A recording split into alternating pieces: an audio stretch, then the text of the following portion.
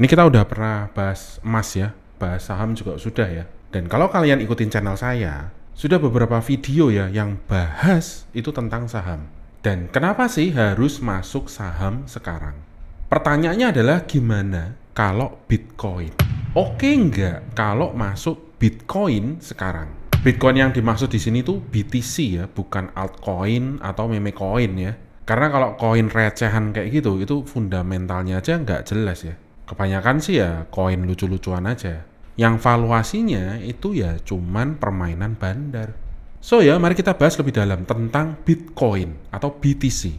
Masuk Bitcoin saat ini masih oke nggak? Atau udah saatnya masuk belum ya saat ini? Atau malah, waduh bahaya nih, tunggu jeblok dulu nih, baru terus masuk. Ya kalau kalian ingin tahu lebih jauh, ya biar lewat dulu intronya ya. Kalau kalian lihat video ini, editannya ini nggak sebaik video-video sebelumnya, ya saya minta maaf ya, karena waktunya ini sangat terbatas, antara cari uang di dunia nyata, sibuk cari-cari berita, cari info saham yang bagus, dan lain sebagainya. Intinya sibuk cari uang lah ya. Sementara YouTube ini sebenarnya cuma hobi aja ya, karena ya nggak ada uangnya Pak. Dan selama ini ngurus YouTube ini masih tombok terus ya. Tapi sebisa mungkin ini saya update ya secara periodik, biar kalian nggak kecewa-kecewa banget lah. Jadi subscribe ya channel ini. Masa ditonton doang nggak di-subscribe? Karena ternyata 70% penonton channel ini nggak subscribe Pak. Sedih sekali ya. Oke, kita masuk ke inti ya. Apakah Bitcoin itu sudah saatnya beli sekarang? Kayaknya ya belakangan ini banyak banget ya influencer ini yang menyarankan ya untuk beli BTC sekarang. Katanya 5 tahun lagi ini bisa naik 6 kali lipat. Wow, keren banget tuh. Bayangin, uangmu naik 6 kali lipat. Bahkan katanya BlackRock sendiri ini pro BTC. Bahkan bikin ETF Bitcoin nih. Bahasa apa sih nih? Intinya BlackRock itu bikin semacam alat tukar lagi lah ya, yang bisa diperjualbelikan based on BTC atau Bitcoin. Masih bingung? Ya bingung lah. Kebanyakan bocil-bocil kripto ya yang beli Bitcoin itu aja bingung sama ETF Bitcoin yang dijual sama BlackRock. Kalau saya sendiri sih nggak yakin juga ya bocil-bocil kripto yang ngomongin ETF Bitcoin, BlackRock dan lain-lain itu makanan apa sih? By the way, ini saya juga beli Bitcoin ya, tapi sudah di take profit. Dan hasil keuntungannya ini saya pindahin ke saham. Jadi video ini tujuannya ini bukan untuk menjelek-jelekan Bitcoin. Nah, disclaimer dulu nih. Karena video ini dibuat untuk dijadikan sebagai edukasi. Bitcoin itu mau kemana sih? Gitu loh. Dan informasi ini bukan 100% pasti ya, karena saya bukan dukun Pak. Dan di Bitcoin ini kita nggak bicara tentang technical, kita bicara aja tentang fundamental. Dimana kalau kamu perhatikan chartnya Bitcoin, saat ini ya Bitcoin itu lagi all time high-nya Pak. Dimana semua instrumen apapun ya, kalau sudah kena all time high-nya, itu biasanya akan koreksi. Jadi sekarang ini ya, ketika sudah all time high-nya, ini waktu yang sangat-sangat buruk sekali ya untuk kamu masuk ke Bitcoin. Jadi kalau kamu masih punya barang Bitcoin ya, ini sangat disarankan ya untuk take profit lah. Jadi amankan dulu itu profitmu. Soal dia naik terus ya udah belum rezeki. Nanti kalau naiknya udah 30%, 40% ya baru masuk lagi. Karena sebenarnya kita nggak ada yang tahu nih apakah terus mencetak all time high-nya atau malah koreksi dalam. Ya biasanya harusnya koreksi dalam ya. Karena yang terjadi ketika all time high itu pelurunya udah habis itu. Orang-orang yang beli itu udah overbought atau semua orang udah beli. Jadi ya saatnya jual harusnya, bukan saatnya beli lagi. Karena gini loh, namanya market itu pasti ada penjual, ada pembeli, ada yang take profit, ada yang akumulasi. Jadi nggak mungkin ya yang namanya chartnya Bitcoin ini bakalan lempeng naik terus, itu nggak mungkin Pak. Pasti ya harus perlu namanya koreksi. Ya biar sehat chartnya. Daripada naik terus ya, terus nanti naiknya ketinggian, terus habis itu anjlok dibanting sama bandar ya, jadi 60.000 nangis semua kalian. So ya ada baiknya posisi sekarang kalau misalkan kalian mau take profit, talk profit dulu aja lah. Karena itu yang saya lakukan.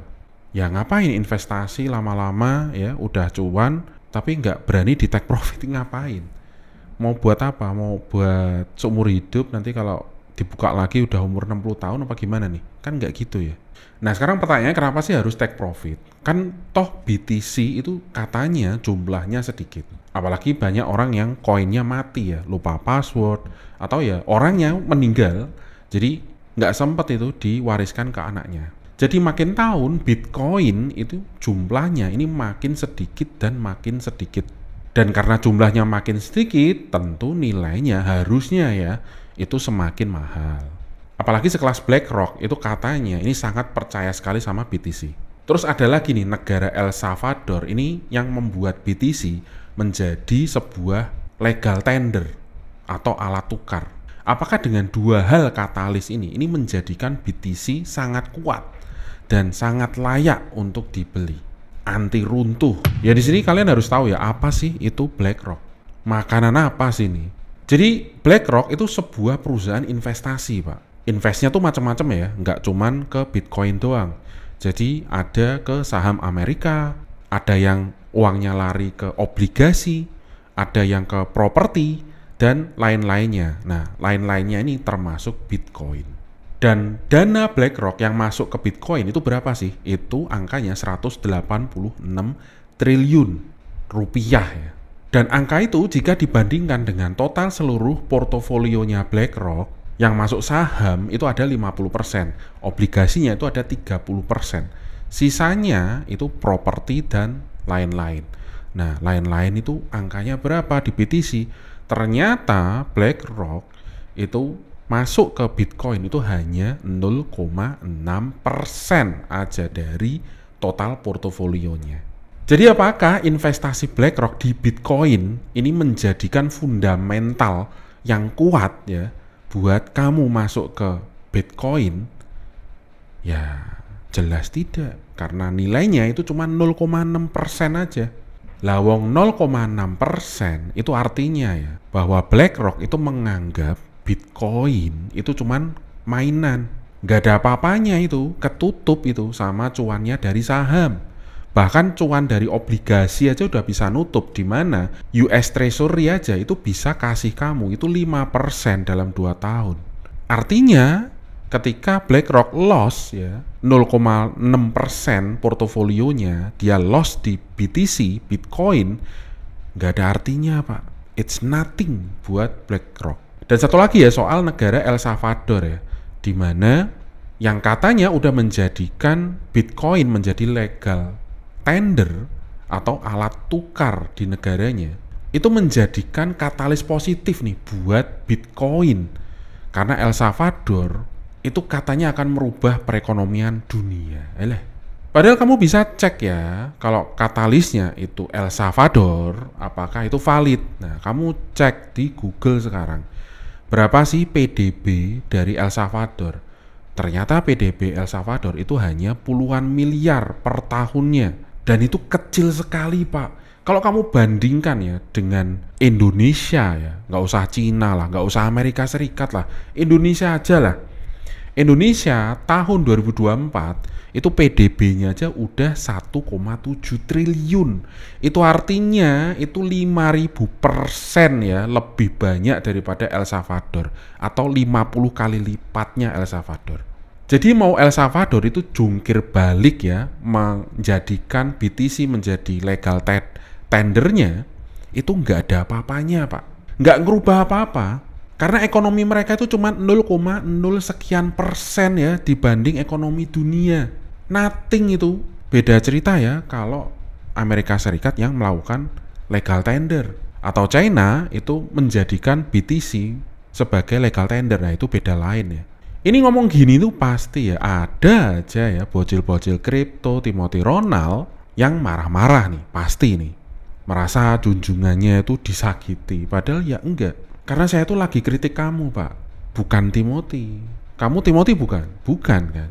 Dia kaya raya pak, tapi sementara kamu belum tentu. Jadi nggak usah sok-sokan ya, tanyain McLarenmu warna apa, toh kamu aja jangan-jangan makan masih pakai nasi kucing. Alah, gampangannya gini lah, Bitcoin jeblok jadi 60.000 itu tidak merubah kekayaan dari Timothy Ronald. Dia tetap masih kaya, Pak. Dia jual McLarennya, dia masih kaya. Jual rumahnya, dia masih kaya. Sementara kamu, Bitcoin ini mungkin ini adalah tabungan seumur hidup kamu. Pastinya kalau Bitcoin jeblok ya, karena itu tadi udah ATH-nya itu sudah seharusnya koreksi. Ketika jeblok itu semua dana kamu di sana ya, kamu kere dadak, Pak. Jadi kalau misalkan Bitcoin itu jadi $200.000 atau naik 100%, ya 1 jutamu jadi berapa sih? Kan jadi 2 juta. 5 jutamu jadi berapa? Jadi 10 juta. Jadi nggak ada ceritanya ya. Ketika kamu invest di Bitcoin ya, kamu mati-matian mendukung Bitcoin ya. Semua yang ngasih tahu sebaliknya tentang Bitcoin itu kamu marah-marahin, kamu caramahin, kamu goblok-goblokin ya, kamu adek-adein ya, kamu cil-cilin ya, bocil-bocilin ya.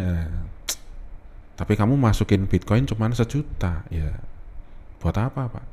1 jutamu cuma jadi 2 juta.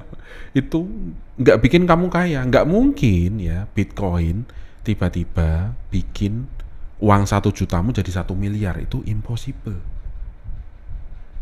Impossible, Pak. So, mengetahui jauh lebih dalam ya tentang instrumen investasimu ini sangat-sangat penting ya. Jangan sampai ya kamu bicara El Salvador, BlackRock, ETF, cold storage ya, exchange, private wallet, tapi kamu nggak ngerti apa itu. El Salvador apa sih? Itu kan cuma negara antah berantah, Pak. Sekarang kalau misalkan saya minta kamu tunjukin di map ya, El Salvador itu ada di mana tanpa bantuan AI, tanpa bantuan handphone ya, saya kasih map ya, kertas, itu aja kamu bingung El Salvador itu ada di mana, ya nggak? Cold storage, kulkas, dah. Private wallet itu dompet yang kamu bawa kemana-mana, udah itu aja. Exchange itu apa? Pasar, Pak. Jadi pasar di mana? Di sana banyak pedagang-pedagang, ada pedagang buah, ada pedagang sayur, daging dan macam-macam. Dah, itu exchange. Sesimpel itu, Pak. Nggak pakai bahasa aneh-aneh lah ya. So, kalau misalkan BlackRock itu kehilangan Bitcoin yang cuma 0,6% dari portofolionya, itu nothing, Pak. El Salvador jadikan Bitcoin sebagai alat tukar, itu juga nothing, Pak, karena ekonominya itu kecil sekali dibandingkan ekonomi dunia. Sementara kamu capek kerja, capek nyimpen duit, gaji UMR, kamu nabung mati-matian, sisihin uang itu dari anak istri kamu buat masuk ke Bitcoin. Tapi setelah masuk ke Bitcoin itu koreksi, ya itu bukan nothing, Pak, itu everything.